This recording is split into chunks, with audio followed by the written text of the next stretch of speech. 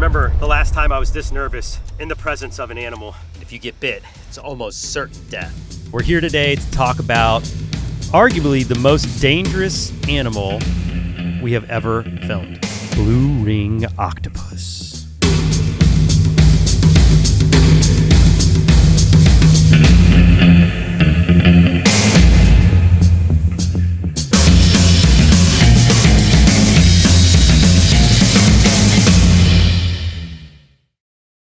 This episode of Becoming Brave is brought to you by Summit Adventure Fuel. Unlock your next adventure and get there. And we are rolling. Welcome back to the Becoming Brave podcast. I'm your host, Mark Vins, joined once again by two handsome devils. My adventurous duo of camera operators, Asa and Andrew. But you're more than just camera operators. We do it all. Do everything. Soup to nuts. Keep this place running. Yeah. Lights on. Where does that term come from, soup to nuts? I actually don't know. Kind of sounds dirty. Yeah. You call us your predators. Yeah, you are a predator. I just saw you hit the bench over there. We've got a little workout set. Asim, this man, Ace was is a over predator. there. I'm not a predator. Just ripped a set of 6. Yeah, big time. Big dog. All right, guys. Let's hone in. Let's focus.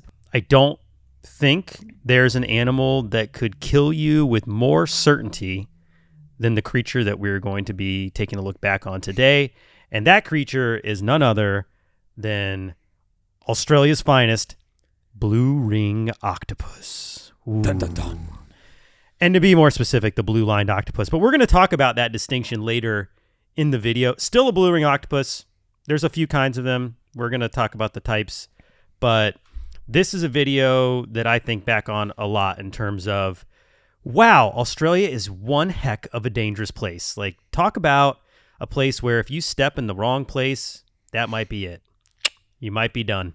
Did you guys have any anxiety going into filming this one? I was so nervous for this one. It's still actually the most nervous I've ever been on a shoot. Whoa, really? Yeah, by far. When we were actually in the moment of catching them, and you like scooped the first one up, and then I had almost stepped on a second one a little bit later. We hadn't seen them for like hours, but when we finally did, we found a couple. I was like borderline like panic attack for a moment. Yeah, dude. Like my heart was racing because I was like, how close was that? I was wearing open-toed shoes, right? And I was like, did that thing like come off of my foot? And you just don't know. And what's particularly disturbing about these creatures are, well, a few things. They're small. They're not large. They're about, the size of a lime. Is that fair? Yeah. Lime? Yeah. A little bigger than a golf ball. Lime. Yeah. Little lime. Size of a lime. Their bite is a phantom bite. You cannot feel them. They have like an anesthetizing venom, so it basically numbs the bite site. So it's a phantom bite. You won't know if you're bitten. And then the third thing is there is no cure for their venom. Big fatal. Yeah, big time fatal. Like the only way to survive a blue ring octopus bite is to be put on life support and for them to essentially let the toxins do their thing and keep your body alive while that happens. You just have to ride it out. Just got to ride out the storm. But before we get any further into the storm, let's start watching this video. Do you guys remember this one well? I do. Okay. Andrew? I can't believe you were wearing open-toed shoes. I was shocked that you were that nervous about it, but I'd be nervous too wearing open-toed shoes in this environment. Thank goodness this is like an aquatic thing. Otherwise, we'd have like a huge OSHA violation or something. Also, I remember getting down to that spot. It was like the slipperiest rocks. They were slippery. It was a steep, like 15-foot, rocky cliffside that you had to kind of crawl down. And I was like slipping and sliding down with my camera gear. Well, let's take a look. This is the teaser. The last time I was this nervous in the presence of an animal. If you get bit, blue. it's almost certain death. I'm shaking right now, like my feet are tingling. Ooh, right suspense. now, I am out tide pooling in Eastern Australia in search of the deadliest creature on the planet. The blue ring octopus has one of the most toxic venoms on Earth, and if we're lucky enough to find one, I'm going to attempt to touch it with my bare hands. But first things first, let's get looking. From experience tide pooling, the best results are usually from the edge. It's a really cool out tide you can pool. go, the better. And you know what's wild? We don't have it in the video because the cameras weren't rolling, but there was actually water spouts behind us before we were rolling on this scene. You guys remember that? Oh yeah, this was like really inclement weather for like days Yeah. and days on end. In Radcliffe, Australia, which home of the Bee Gees. Fun little fact. Wow, You guys remember that? The Yeah, street with the an Bee Gees? entire alleyway dedicated to them. Like- with nonstop, literally 24/7, just music playing. Right now, there is a street in Radcliffe, Australia, bumping to Saturday Night Fever. Yeah. It's pretty cool, actually. This tide pool was in a little bit of an urban area. There were hotels and everything behind us. We tried to make it look natural, but it was very much a public beach access. There were lots of people going around with their dogs and their kids. That's what kind of made it so scary, is that it was such a tame area, and yet this place could. I mean, it had stonefish, it had blue ring octopus, and it had cone snails potentially too. Yeah. That's like the trifecta of Australian And aquatic. It has sharks just over the breakers. So, yeah, there's a lot of things in Australia that are just super, for whatever reason, because of divergent evolution and that island nation. Australia's just got some super unique creatures, and they happen to be incredibly toxic. They evolved to be super deadly, mate. An octopus. So this can is change like the a pretty texture of its common skin. or standard practice for when we're looking in tide pools. We wait till the tide goes out, I've so struck out on it all exposes three the rocks. previous occasions trying to locate And the then, blue ring we do some octopus. I'm hoping flipping, fourth time's searching, the but charm. we had never Difference this seen time a blue is ring I'm octopus searching. before. There's our buddy Miller Wilson. Shout out to Miller Wilson, all-star YouTuber from Australia. Mullany is his hometown. He's awesome, good buddy of ours. But Miller had actually tuned us into this site because we had been looking for blue ring octopus for many years, even before your time. Like, I'd gone out easily 3 or 4 other occasions in Australia looking for blue rings, skunked every time. So when Miller told me, like, I finally have a spot for us, it was game on. My good friend Miller Wilson, who has seen blue rings in these tide pools before. It's very hard to pick a octopus that's a master of camouflage. We had like a environment. shocking lack Got of to be footage of low Miller tide. searching. He was like running around Yeah, he a was- lot. that Yeah, I've very, ever very Aussie, searched. very So, wearing on the move. some nice protective shoes. I had closed-toed shoes. What Gloves. happened to you? You know what? I was wearing those. Really want to That's handle the definitely what I octopus, was but the wearing. gloves should Okay. protect me just in case. And of course, you still need to They watch could our probably bite steps. through that, in because all if you look fairness. at this, I was in all these shorts, rocks is what out it here, was. So it's just exactly those like shorts. stonefish.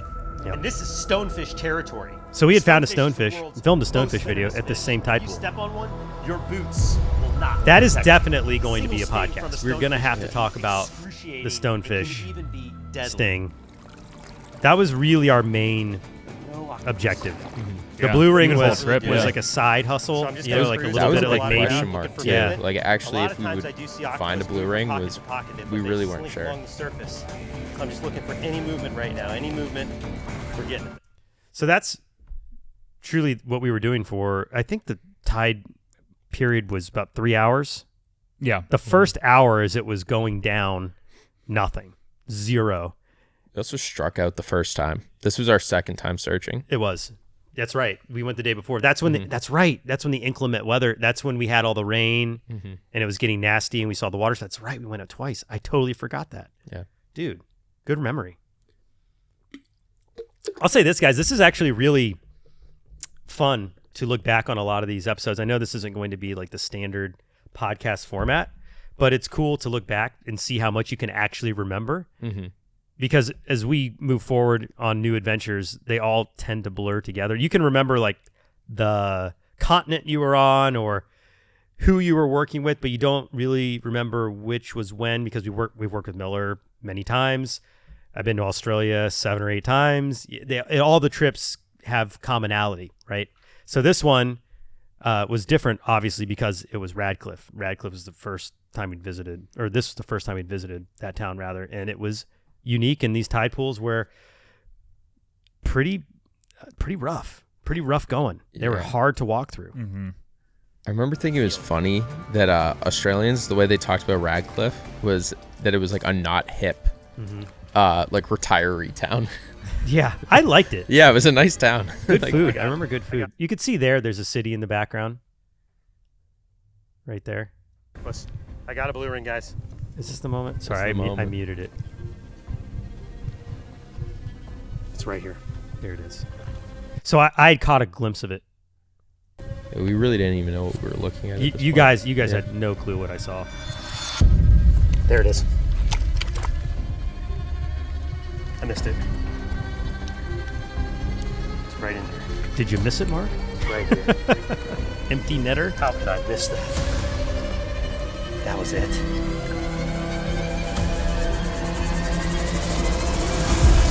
Got it. Oh my gosh. Man, that was a big swing. Like, got one. did you see it?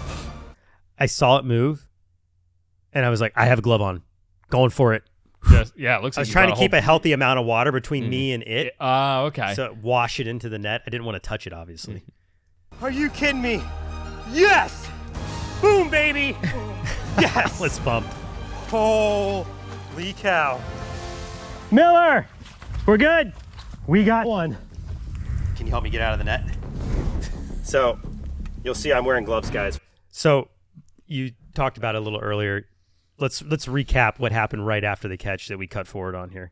Yeah, so like right in between the we got one and can you help me get it out of the net that was actually a jumped line there. There was a moment where I was like, Mark, there's like one by my foot. We caught two. Yeah, and I'm like, I wasn't even filming it. I was just distracted. I could just see it like swimming around. And then you like immediately turn around and scooped it right up. And we quickly realized, don't really need to. Yeah, we didn't really need to. They Cool were, like, encounter, though, they for were you, very Asa. different sizes. Much smaller, the second one. Yeah.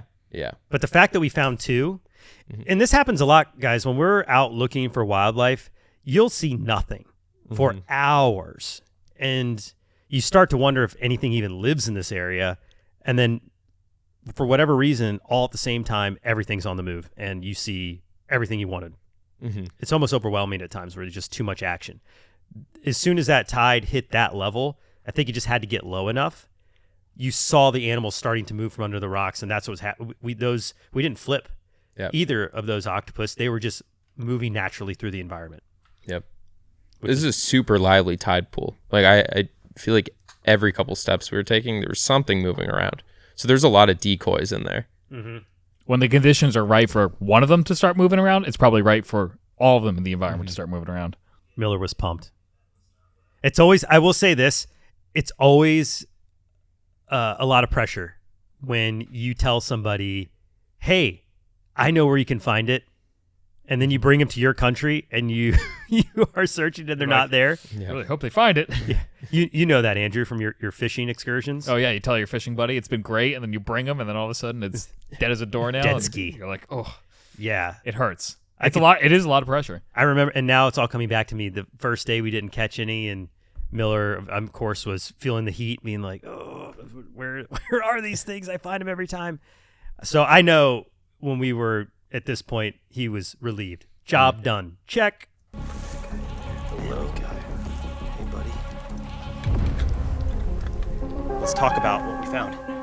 Right there in my hand is the most dangerous. So to be clear, they do have to bite you to inject venom. You can't touch a blue ring octopus and get slimed by one and be envenomated. The venom actually has to enter your bloodstream. So they have a little beak in the center of their body, which I'm sure I'm about to explain right here in this video, but we're going to scrub ahead because we want to get to the action part. So we thought the whole intrigue of this idea of touching the world's most dangerous creature was to prove the point that they're only dangerous if you're bitten. So meaning you have to really handle them or antagonize them. Their natural mode of operation is going to be to evade you. You're a predator, you're a threat, you could squash them. They don't want to hang out. The only time you're really going to get bitten, in almost all cases of people bitten by a blue ring octopus, are from handling them on the beaches or in these tide pools. So you don't really need to worry if you're walking around in Australia unless you step on it. That's why you wear shoes.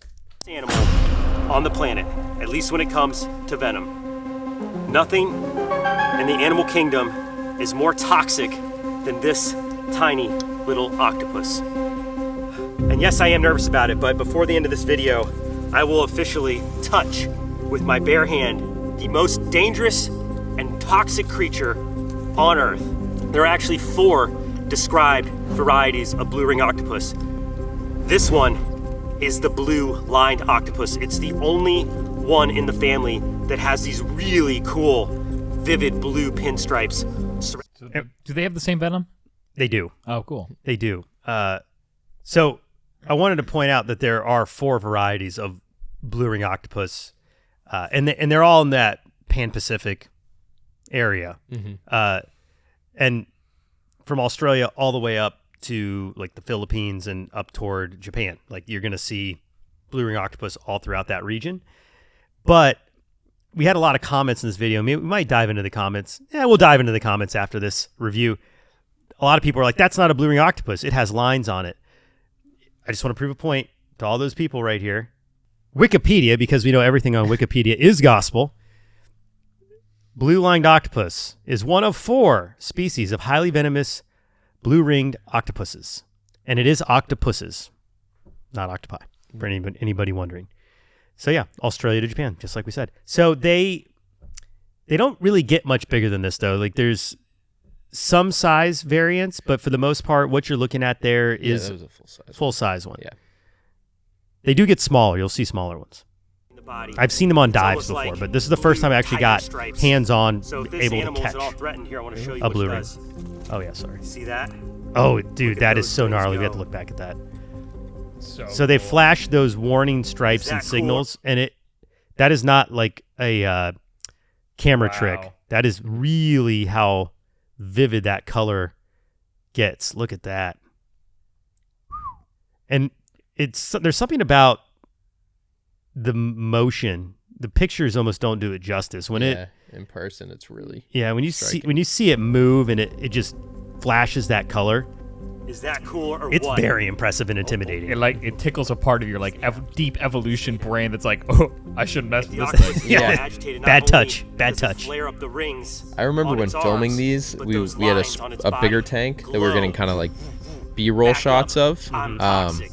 That's your And they would apostatic watch warning. you if and you move don't listen around, to and me, we're like, I'm gonna give you an And they we had them show for, I don't know, a these couple of vivid display hours, warnings, and not only they were for getting like predators, bothered. But they also Oh, do dude. hunting. They're would do it to so confuse smart. or Incredibly. startle. So let's talk about that real quick. I just saw there's somebody who has a pet octopus, not a blue ring, but a pet octopus on TikTok, and they challenge their octopus to solve puzzles. I just saw a video where they put a jar into the tank with its food inside the jar with the lid closed, and the octopus actually figures out how to unscrew the lid. Yeah, I've crazy. seen that actually. That is Yeah. wild. There's something else going on, and I think that it's very obvious with an animal like an octopus in terms of we can understand that intelligence because they can problem solve. But I really, after seeing, thousands of animals throughout my career, there are other forms of intelligence. It's not just our interpretation of intelligence. You can even see it in things like a bullet ant, the way it is observing, assessing its environment, and no doubt smelling and using senses that we don't have. Not that we can smell, obviously, but they're using like chemical receptors, and it's really fascinating to me, and it makes me rethink this whole idea of what intelligence truly is. And you got to think things like some of the aquatic mammals, like an orca or whales. What type of intelligence do they possess? Because we're just scratching the surface and understanding their communication tools. Totally. Anyway, these little octopus are incredibly intelligent and also can kill you. There would be prey. This is what our octopus friend here is out hunting. This is a You type always of just shore have the crab, prey but items in this- your pocket. Yeah, they just happen to be there. This is like the mammoth wasp. You whip out the Atlas beetle. So look at the hairs on this Ooh, crab. that's pretty weird. It's a really cool crab. Gnarly little hairs growing off it. But this is how we find stuff. We look for the breadcrumbs. So if you want to find a predator or species that's hunting something, generally, if you find the prey, you're going to find it. And that's exactly how we found these This is a octopus. type of shore crab, but this would be the perfect food for the octopus. All right, we're gonna let this crab go. A single bite from this octopus can kill over 20 human beings. Needless to say, if I get nipped by this creature, that'll be the last nip I ever take. Truly. Well, I think if I felt like I got bit by a blue ring octopus, we would definitely be going to the hospital for sure. We're going to save that for a little bit later. But I think this is where we talk about the venom. They have 3 hearts. All right, they have 3 hearts, They have 8 brains. 8 brains, 1 central brain, and 9 brains, 1 in each leg. A toxin that it doesn't even produce itself, that it actually picks up through bacteria that it finds in the environment, through other organisms Asa. in this I think tide you got pool, that. and it collects this bacteria in its salival glands, and when it uses its beak to bite into its prey or a predator for escape, it will actually inject saliva into the wound. Once this saliva enters the bloodstream, you get infected with TTX. No animal has as lethal of a dose as the blue ring octopus does. So what is TTX? You know, that's a good question, Andrew. I think we're going to source a little bit of information about TTX. TTX toxin. I believe it's the same toxin that's in pufferfish. We used to know when we filmed the video. Yeah. I know it's bad.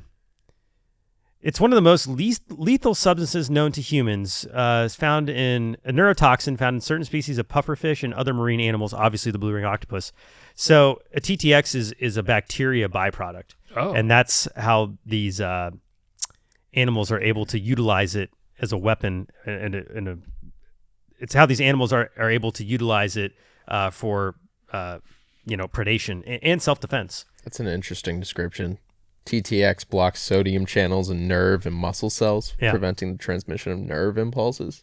So yeah, paralysis. That's how it kills you. So if you're bitten by a blue ring octopus, it's going to affect your central nervous system and your respiratory system. So you're going to basically stop breathing. You're going to suffocate. It's going to disrupt your ability to use your diaphragm, and you just can't breathe anymore. And the worst part about it is you're going to be completely lucid through the whole thing. People who have survived being bitten by a blue ring octopus, there's many stories of it. They're aware of the resuscitation and everything that was happening to them in the hospital. They just can't do anything. You're literally frozen. So they can say the symptoms appear within minutes to hours. You get numbness, tingling. That's important to remember as we watch the rest of the video.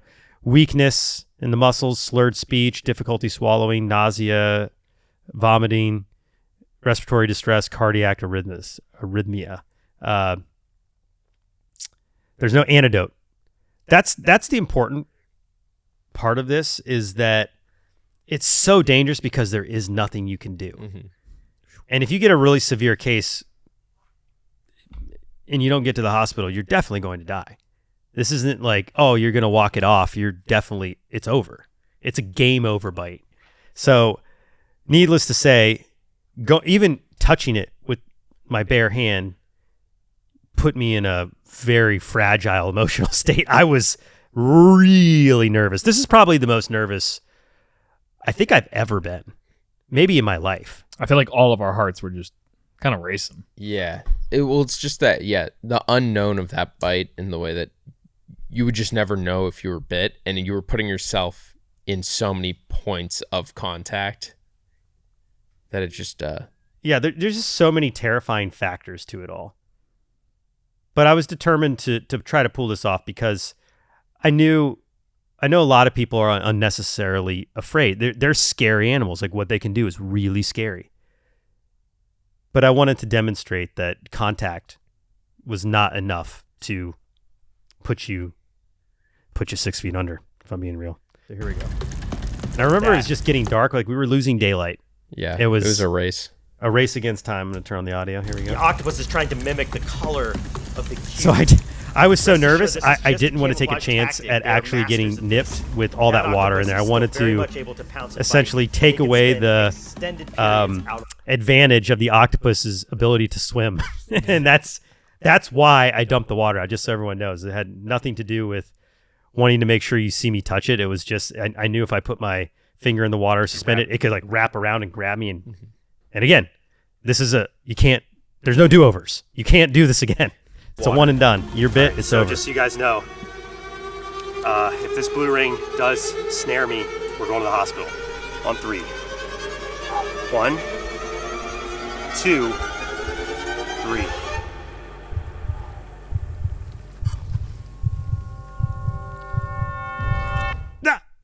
You see that? Look at that. That little tentacle grabbed onto me. And if you've ever felt the tentacle of an octopus, they have it's a suction, but there's a little abrasion. There's a little abrasiveness to it as well. And I felt that. And that abrasiveness was terrifying. So leading up to this point, before we see what happens to me, which is crazy, how are you guys feeling in this moment? Was this shocking? Were you concerned? Explain to everybody what's going through your mind. So from my perspective, I'm a camera. So Asa is getting this shot, this tight shot. And in this moment, I'm like kind of going like human tripod mode. But like in my mind, I'm like mapping like how to get back to the car as quickly as possible. And then like driving in the car with the opposite side and just like boogieing to the hospital. I was like, I can make it. Like, no problem. Like to the hospital. We had a route. There. We had it routed. We knew exactly where to go. We knew it was about 5 minutes away driving. My concern was always if you started to go before we could get you up the rocks, like back in from the tide pool. Right. Because it can happen fast. Yeah. And my concern was if there was a cut on your hand, we weren't 100% sure that if, like, let's just say that water, it had been, I don't know, biting at the container or something, and you had a little... There's venom in the water. Yeah, like somehow it would transfer in that way. Even if it was a more mild version, it doesn't take anything from that to, take you out, so... You can't quite see it, but your hands are actually covered in puncture wounds from the echidna. Yeah, right. That's true. My hands tend to get pretty gnarled up after a long production trip. Any contact with it, I was nervous about. And my heart skipped a beat when this happened. I was prepared to just feel like a little slime and be done, which you could see I was pulling my hand away, but the octopus had other plans and totally reached up its little tentacle and gave me a little kiss.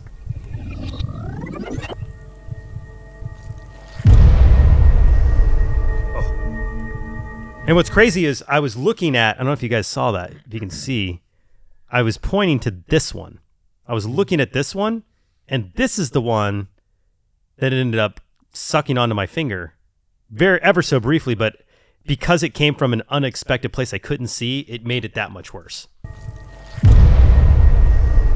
Oh. That made me nervous. All right, lid back on. I don't think I was just bitten now, but I'm not completely sure. I had to take a break, guys, because I'm definitely feeling a little lightheaded, major anxiety. That animal right there, if you get bit, it's game over. It's lights out. I could tell you're nervous because as a guy who does the bites multiple times, when you said we're done, after that, I was like, oh, this is serious. Yeah, you thought we were gonna do it a couple more times, huh? I was trying to keep my composure enough to finish the video because we had invested so much time, but I was on the verge of a full-blown panic attack. I don't know if you guys can tell. I can see, guys, I am shaking right now, it happening watching back this footage. Things that you normally wouldn't pick up on, like heart rate, how I'm breathing, tingle feeling. My eyes started to twitch. Adrenaline pumping. I felt pins and needles all over my hands and my face. The emotions are intense, super intense. Gotta shake that off. The anxiety that I'm experiencing on camera is real. Felt nauseous. I had almost identical symptoms. The eyes don't lie. While I was 99% sure I wasn't bitten, we had to closely monitor my symptoms until we deemed it safe enough to continue filming. The symptoms of these bites can be subtle and can be hard to differentiate from anxiety and panic from other sources of stress. Please. Yep. And that is totally the problem. Especially when we're doing these intentional bites and stings, is a lot of the early stage symptoms of envenomation from a neurotoxic creature is the identical symptom to anxiety and a panic attack. Mm-hmm. And which fuels the symptoms of the panic attack. It creates a vortex of compounding factors that make you go into a full-blown panic. And I don't know, when we finished this, if it entirely went away. I tried to put on a good face, but I was rattled. Mm-hmm. I was very happy it was late and dark and was ready to go. I actually think we filmed this the next day. That was an early. That was what was this from? I think that's from the catch. From the catch. Yeah. I was gonna say because it was way darker. Miller's awesome, by the way, guys. Go check out Miller's channel if you haven't yet. He's an amazing YouTuber. He's been doing it a long time. But that was the last video of the trip. Was that it? Mm-hmm. That was what made it a full 10 for 10, I believe. On a perfect sweep. Yeah. That was your first time in Australia, both of you? Yeah. And we went 10 for 10 on animal targets? I remember at the end of that, I don't know if it was that night or the next night, but we went out for like a nice celebratory meal, and Did we go to Rice Boy? No, we'd gone to it was like the nice Italian restaurant in Radcliffe, and we'd gone there like a few nights prior just for like a normal meal, and had like spectacular calamari there, and then we went back there after shooting the Blue Ring episode, and we were like, "Are we gonna do the calamari tonight?" And we were just like, "Nah, I can't do that. Can't do it." Didn't feel right. Yeah, no. But wow, talk about mind over matter. And just a creature that just lives so much larger than its physical representation. I mean, to me, there is not a scarier encounter you can have with an animal that's venomous than that octopus. That is something that I never want to do again. I don't mind filming Blue Ring Octopus. I love seeing them when I'm on dives. It's super cool when you see them on the reef. But in terms of actually making contact, nah, I'm good. One and done. Not going to put that on the bite index. But the video itself did fairly well. Was it 1.5? We're at 1.5 million views just over a year ago when it was released. Checking out some comments. We got Miller Wilson. Such a crazy day of filming. Stonefish and Blue Ring Octopus. Glad I could help you, mate. Yep. Miller's the man. Let's see what else we got. 9 brains, 3 hearts, camouflage, and the ability to kill up to 20 humans. This octopus is definitely OP. I had one as a pet in 2011. Whoa. Interesting. I want to read the rest of this comment. Local pet store received it in a shipment of live rocks. They didn't know what to do with it, so they sold it to me. They are extremely smart. It recognized me and would turn white whenever it saw me. My sister, on the other hand, it flashed its colors up at her on sight.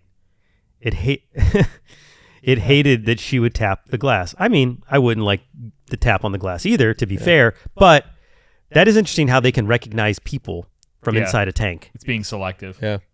So smart. What do you guys think about the idea that, have you heard this theory that octopus could be aliens? You guys heard about this? Ooh. No, I haven't. I There's haven't. not really like fossil record of how they got here or where they came from.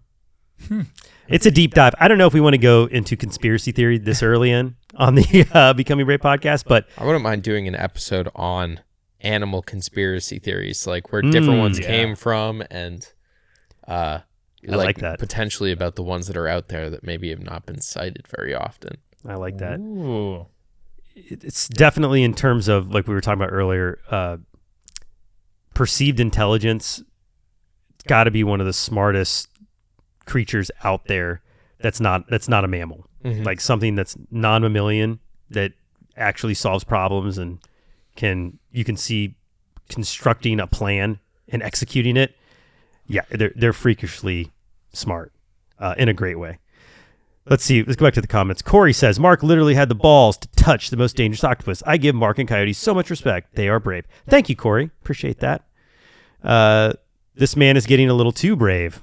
That octopus gave him a tentacle handshake with his finger. The anxiety of it saying hi was bone-chilling and cute. You have my respect, and I wish you many blessings and safety. Thank you very much, Light564. A lot of comments about the blue. People love blue. People love anything blue on animals. Why is that? I don't know. I think it's the rarest naturally occurring color for animals. I'm pretty sure. I would There's buy not that. a lot that Yeah, I'd believe it. is naturally blue. Right. Stonefish. Well, it wasn't the only blue thing in this environment too. Which is There's a lot of blue fish. Oh, okay. Yeah. There's a lot of blue in fish. I would agree with you. For land animals, I think it might be the rarest land animal color or something like that. Yeah, I mean, like, what do you get? I guess some bird species, and then not much else. Look, I can appreciate the amount of respect he has for this animal. His fear and anxiety really shows how much he understands what he's doing for us. I think it just shows how much I understand it's dangerous. Like, there's just a lot of dangers in what this is. I definitely do not recommend that anybody else attempt to catch a blue ring octopus, let alone touch one. Do not do this. Pretty sure I'm not doing it again. I believe the golden dart frog is actually the most poisonous animal on Earth. That is a great comment because Shout out Media Monk 100. that would bring up the discussion of the difference between venom and poison. So poison has to be ingested. So not wrong in pointing out the dart frog, which I believe the golden dart frog, by that you mean Philobades terribles, which is found in the Choco region of Colombia. And that it's on my bucket list. I'm a frog nerd, guys. That frog is, I believe, the most toxic amphibian, or at least a frog. Actually, you know what? I don't think it's the most toxic amphibian. I think the California newt is more toxic. What? The California newt? Oh, yeah. The California newt is one of the most toxic amphibians in the world. Before I lose the comment, though, venom is totally different than poison because it is injected. It's delivered through a mechanism like a barb, a tooth, a stinger, or in this case, a beak. But the golden poison frog, Philobades terribles, one of the most poison. But what about the newt? It's really, really cute. They are. They're so cute. This is bucket list item. Like literally, guys. Let's go to images. Let's check it out. I was on a flight. No, sorry, Chris, one of our teammates, was on a flight to go film this, and I was about to board a flight, and they literally revoked our permit because there was some unrest with the rebel groups in Colombia. There's like a truce, and they called it off. Yes, while he was in the air, right? Yes, That's that day. Where'd you guys end up we went to Ecuador instead and filmed Harlequin toads, which is still super cool. But not gonna lie, I gotta be honest, really bummed I didn't get to film this. Let's frog. see a better picture of it than that. Oh man, so that's inaccurate. It almost looks like Pikachu. So they come in different color morphs. There's actually my favorite one's the mint color. Ooh. Yeah, there's one that's mint. Yeah. Whoa. It's kind of got a ghost look to it. It's got like glow in the dark. Wow, its eyes contrast so much with that color. Yeah. Very alien. Look at that. Isn't that awesome? Whoa. I just love their oversized eyes. Mm-hmm. Huge. That big, black, beady eye. But there's just something about them that is inherently cool. I think poison frogs are some of the coolest creatures on the planet. My favorite land animal is actually a poison frog, Dendrobates auratus, which is a green and black poison frog. A lot of fans of Brave Wilderness would know this because I gushed about it when I caught one in Costa Rica. But just so you can see it. Black poison frog. Boom. So it's my favorite frog because when I was in the 5th grade, I did a animal report. You guys remember those? Did an animal report on these fascinating amphibians, and I actually made a clay model where I built clay organs and I did a dissection. Whoa. That's for my 5th grade science class. Now, in my memory, it was a phenomenal 1-to-1 model and was awesome. But I think in real life, it was probably pretty bad. But that has long been my favorite land animal. Now, my favorite ocean animal is different. We'll save that for another day. Enough about me. Asa, what do you think about the California newt, though? Can we solve this? Can we solve this question? Is the California newt more toxic? I'm going to guess no. I would love to know, though. I wonder if I've seen one. What happened? Are they rare? No, they're not. You can find them all over California and through the Pac West. It's one of the most toxic. But what's the most toxic? I think the AIO review said that the terribles was. Yeah. It did, but this says one of the most toxic. So, okay, maybe it is the frog. So far as I know. Now, let's get an image of this newt. Oh, that's our video right there. Boom. And when they're breeding, you can really see them everywhere. I believe we filmed this one up in Washington. Not very aposematic. They're definitely doesn't pretty have the cute. color. They have a lot of orange. So when you see their underbelly, that's a very bright orange, and there's a lot of contrast. But they secrete their toxin through their skin so that they create like a white mucus, like almost like pustulates that pop. And when you get that on your skin when it's wet, you can actually absorb some, so your fingers can go numb handling these newts. Totally wild. But yeah, you can find these all over. There's a famous story about some pioneer explorers that famously died because a bunch of these newts crawled into their teapot and they ended up making tea, drinking the tea and dying. I've heard that story. Have you? Yeah. Yeah. I don't know if it's true or not, but everybody talks about it when you bring up a California newt. I remember being when we were in Costa Rica last, catching a couple of strawberry poison frogs like outside of our hut that we were staying in, and you being like, just make sure you wash your hands after it. And I didn't give it a thought that they were like, you shouldn't be necessarily just picking them up. Yeah, so here's the thing about poison frogs. While the Phyllobates terribles is extraordinarily toxic, frog nerds would say they're really hot. The venom's hot, man. You have the strawberry poison frog here, and the Pamelio is not very toxic at all. You could probably lick one and just be just fine. I've actually seen photos of people with the green and black poison frog, and they put them on their tongue. These are not very smart individuals, but I know it's not lethal to humans. Right. You'd have to eat a lot of them. Whereas I know if you eat a California newt, you're definitely in bad shape. So they say the Phyllobates terribles, though, you can't handle them without being poisoned, which kind of defeats that whole notion of you have to ingest poison for it to be effective, where they say they're so hot you can touch them and absorb enough toxin through your skin that it causes a massive impact. Yeah.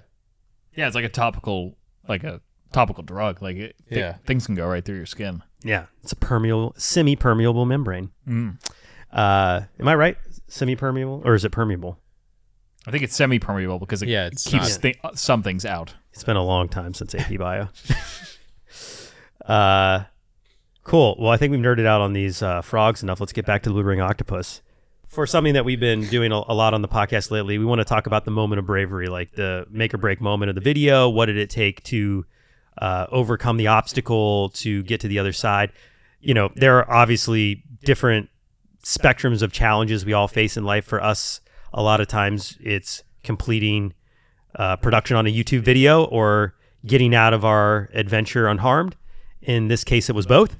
So curious what you have to say about your moment of bravery in this adventure, Asa. Why don't you kick us off?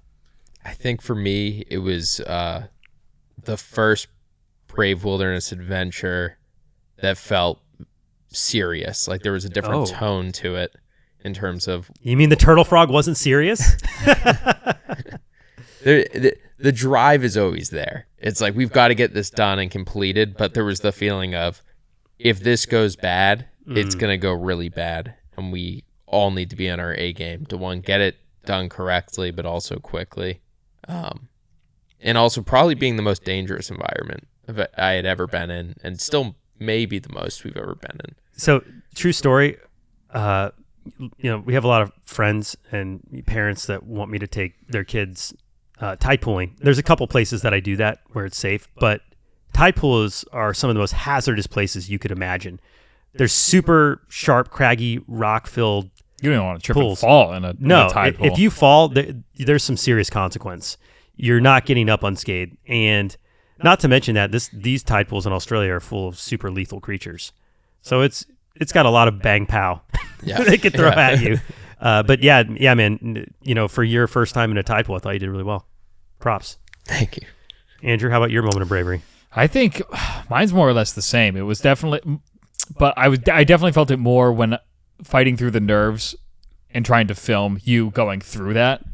Like, because I'm somewhat, despite doing this, I'm somewhat risk adverse and definitely like have first aid, like kind of like most people are. Yeah, that means you're normal. Yeah, you're a normal person. Like first aid is definitely on the top of my mind, and like having the pathway to the hospital. So definitely just splitting the difference of doing my job and filming the thing while like calculating that in the background was definitely like something I had to fight through for this moment.